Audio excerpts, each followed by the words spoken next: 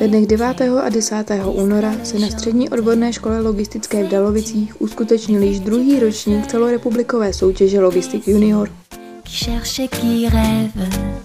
Akce vznikla z potřeby osobně se setkat, vyměnit si zkušenosti a porovnat znalosti a dovednosti. Soutěžilo celkem 12 družstev ze 7 středních škol. Přijeli studenti z Břeclavy, Liberce, Českých Budějovic, České Třebové, Prahy a Plzně.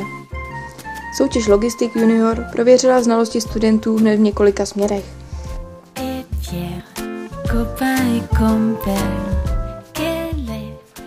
První den studenti řešili logistické úkoly, výpočty z ekonomiky a účetnictví a otázky z dopravy.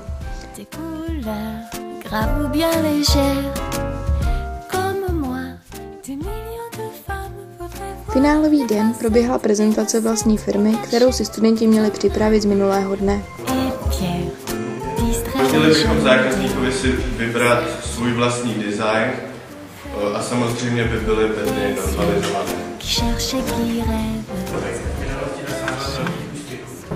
čímž počítáme, že návratnost investicí bude přibližně po prodaných prvních 40 000 kusek.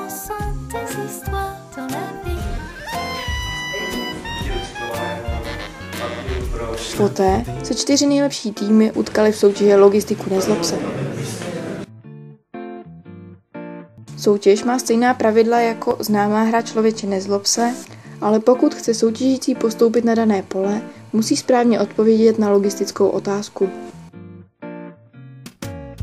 V této hře záleží hlavně na štěstí. Štěstí pro tento rok měl tým z Plzně.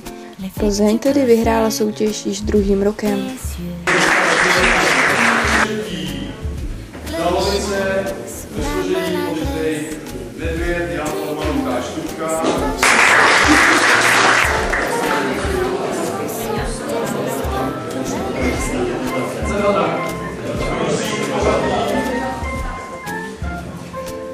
Česká Třebová ve složení Martin Vojda.